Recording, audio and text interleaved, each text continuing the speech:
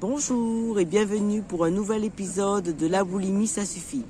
Aujourd'hui, j'ai une invitée particulière à mes côtés qui va pouvoir partager son expérience avec nous.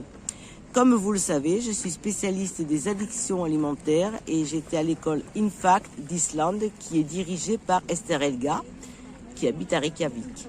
Et donc Esther Elga qui m'a mis en contact avec des personnes, comme elle me met régulièrement envers des personnes qui parlent français, comme quoi je peux plus ou moins les aider. Et de temps en temps, ils se créent des amitiés.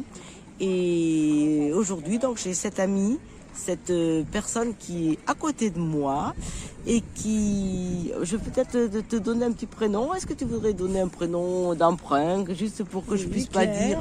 Claire, ah ben c'est un très joli prénom, qui parle très très bien le français et qui connaît très bien Esther Elga aussi et qui va un petit peu nous parler de la boulimie, de son expérience. Alors déjà, bonjour Claire. Bonjour Anne.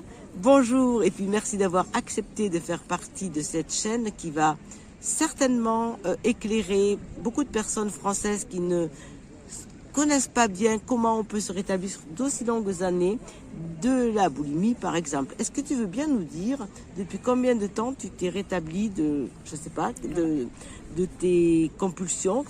Comment se manifestait ta maladie? Voilà, pour tout le plaisir, le mien d'ailleurs, Anne. Et puis voilà, ça fait plus de 14 ans, ça t'en fait bientôt 15 ans que j'étais au bout de mes forces, vraiment au bout de mes forces, parce que j'ai traîné au moins 40 kilos de trop. J'ai maintenant, je suis dans ma soixantaine, j'avais à peu près 50 ans à l'époque.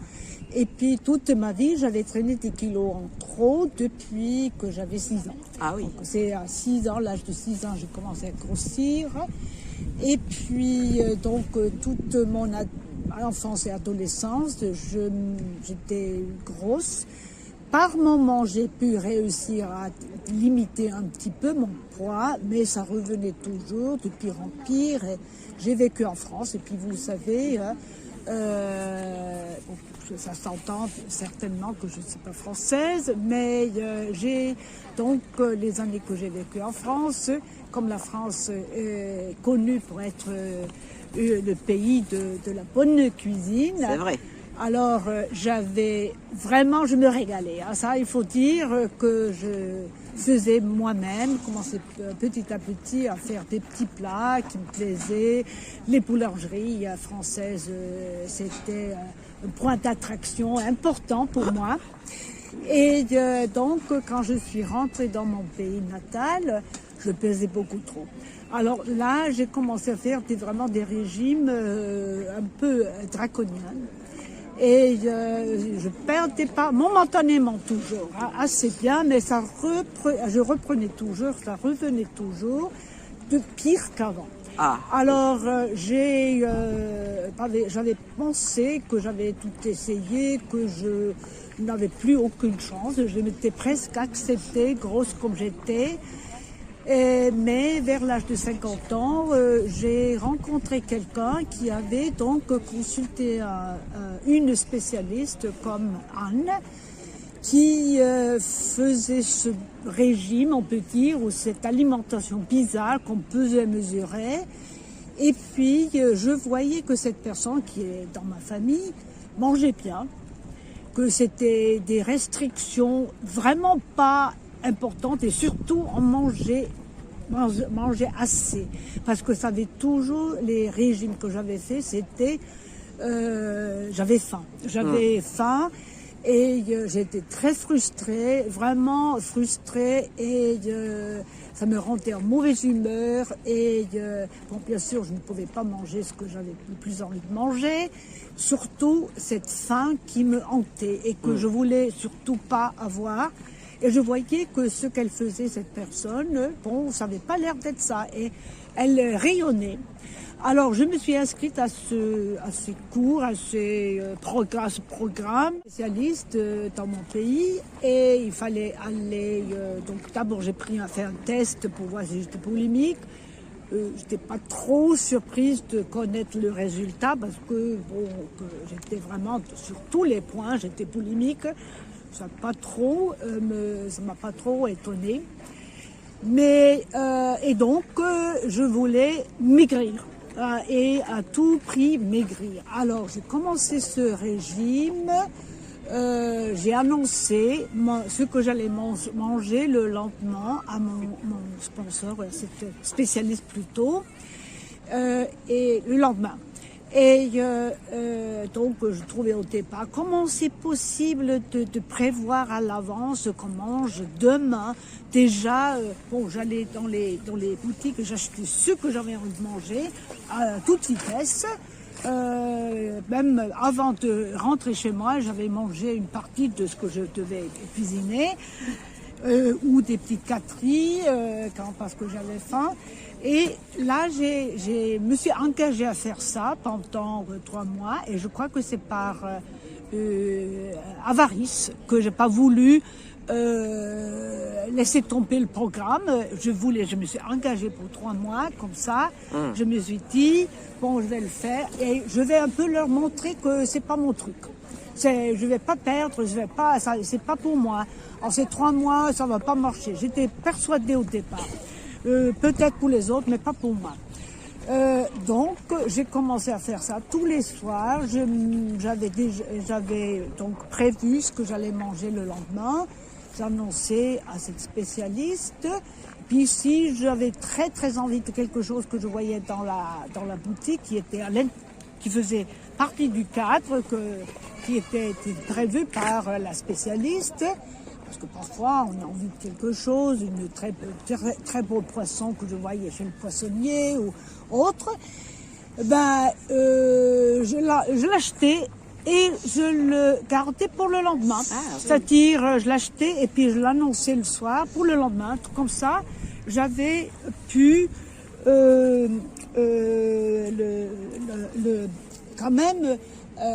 j'avais quand même encore des pulsions comme ça, mais que j'ai appris à garder pour le lendemain. Et donc, c'était peut-être le premier pas.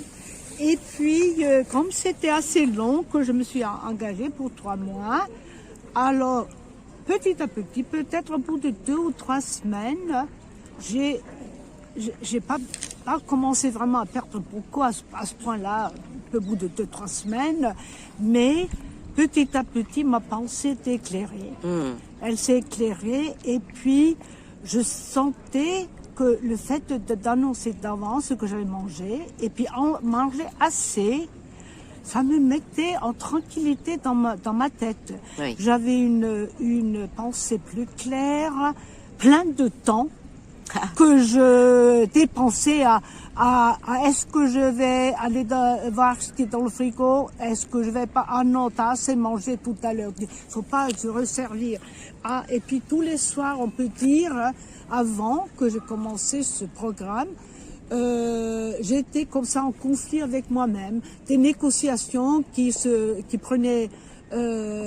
avaient lieu dans ma tête, qui prenaient beaucoup de place. J'avais trop mangé la veille, donc ce soir, j'allais pas manger autant. Alors, je me suis bien restreint au repas du soir. C'était surtout le soir que j'avais beaucoup de problèmes à me restreindre. Et puis, comme j'avais pas beaucoup mangé, j'avais quand même le droit d'aller dans le frigo à 10h du soir, un peu avant de me coucher, prendre un petit plus parce que j'allais pas dormir si j'avais faim. Et c'était des négociations continuelles comme ça qui ont tout d'un coup arrêté avec ça. Et au bout de 3-4 semaines, j'ai senti à quel point je me sentais plus légère dans ma tête.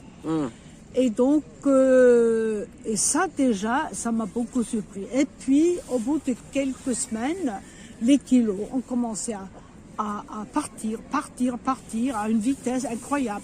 Et en 15 mois, j'ai perdu 40 kilos.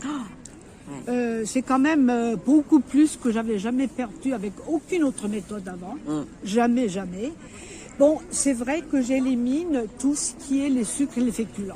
Donc, tout ce qui est bonbons, tout ce qui est Puis des biscuits, tout ce qui est le pain. Bon, je sais que pour les Français, le pain, c'est très très difficile de s'en passer. Mais croyez-moi, c'est possible. Et puis, tous les légumes qu'on peut manger, c'est incroyable. Crus et cuits et cuisinés de façon différente. Oui, moi, ça, je veux aussi vous mentionner que j'aime énormément cuisiner. J'aimais aussi beaucoup avant cuisiner, recevoir, et je pensais que ça allait être terminé. J'allais plus pouvoir recevoir. Je pensais, en réalité, je pensais rentrer dans une prison alimentaire. Et c'est tout le contraire, parce que ça m'a libéré de cette pensée alimentaire tout le temps. L'obsession. L'obsession, effectivement, oui, que j'étais pas toujours obsédée par ce que j'allais manger le lendemain ou même tout à l'heure. Et quand je passais devant une boulangerie, ma tête ne rentrait pas là-dedans bien avant mon corps, et tout ça. Donc, j'ai justement ressenti une énorme liberté. Tout à fait contraire à ce que j'avais pensé avant. Et puis, à l'âge de 50 et quelques ans, là, je commençais tout d'un coup à porter des jupes courtes que j'avais jamais osé avant. Et puis, ça m'a ouvert... Bon, j'ai toujours été assez sociable, mais ça m'a ouvert encore plus d'horizons. Et puis, voilà. Mais c'est très important d'avoir quelqu'un qui vous conseille bien, qui sait ce que c'est l'obsession, qui sait ce que c'est la boulimie addictionnelle, hein, l'addiction elle-même, et qui connaît, qui ne vous dit pas oui, le samedi c'est le journée d'exception, bonbons, et puis bon, non, parce que moi je sais que si j'avais une journée d'exception, tout recommencerait. Pour moi, si j'ai une journée où je peux manger des bonbons à volonté, il y aurait toujours le samedi, hein, chez moi.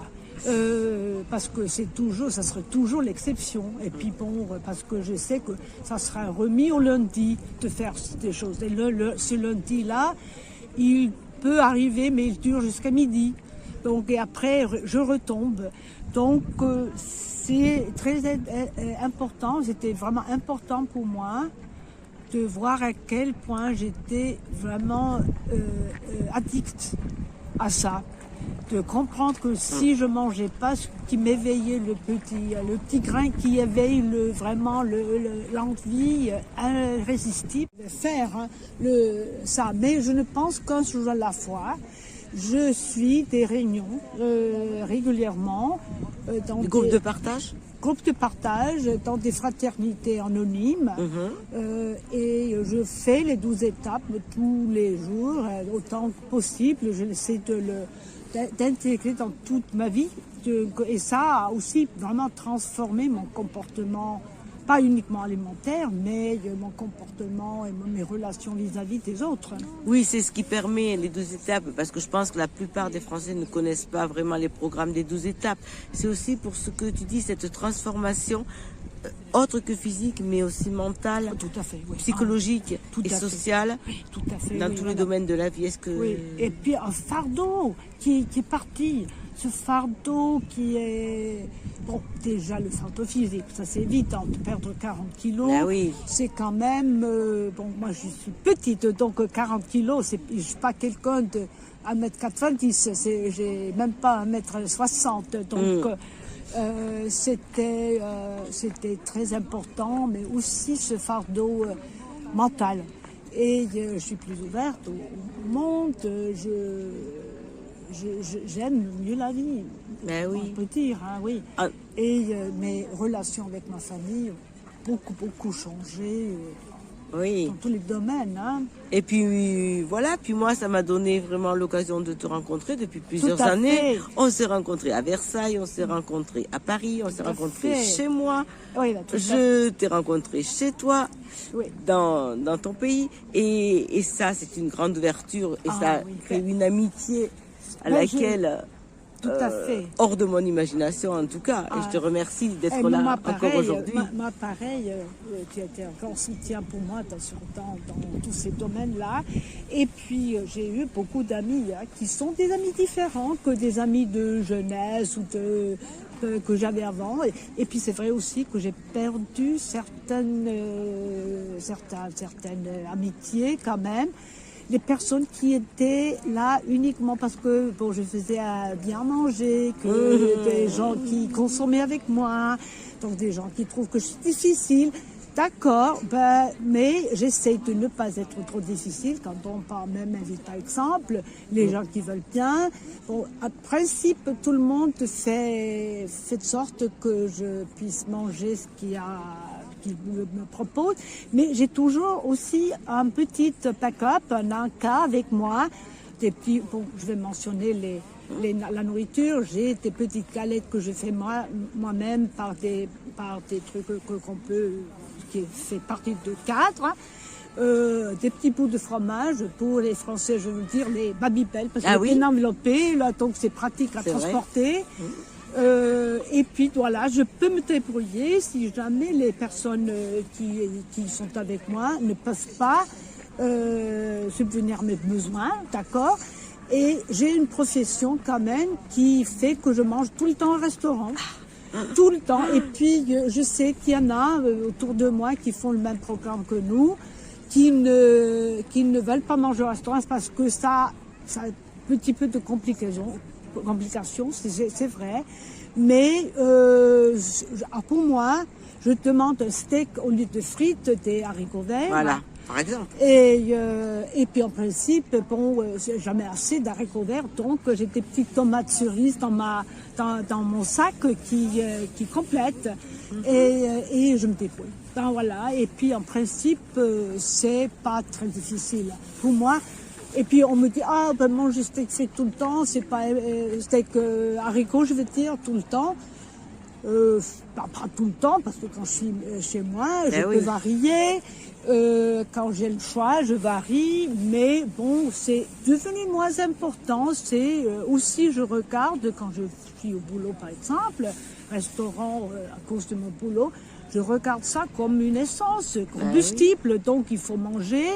Donc, et puis, ça m'est moins important qu'avant dans ce domaine-là. Mais bon, j'aime toujours aussi bien manger, puis profite de la nourriture, profite de la vie, mais à une façon différente, on peut dire. Mais pas moins bien qu'avant. Merci beaucoup Claire. Et puis, je pense quand même qu'après t'avoir entendu, les gens ils vont quand même se poser des questions. Les gens vont quand même se poser des questions. Est-ce possible? Est-ce réalisable? Est-ce réaliste? Alors moi, ce que je te propose, c'est que nous avons une association à Dreux dont je parle beaucoup dans cette chaîne YouTube qui s'appelle Sucre Assistance. Je t'invite une fois à venir et à passer une journée avec nous pour pratiquer ensemble les repas et comment on peut se sortir de la boulimie pour que les gens puissent te connaître et qu'on puisse agrandir notre cercle d'amis. Oh, ça serait vraiment sympathique. Oui, je serais volontiers. C'est noté. À très bientôt, Claire. Au revoir.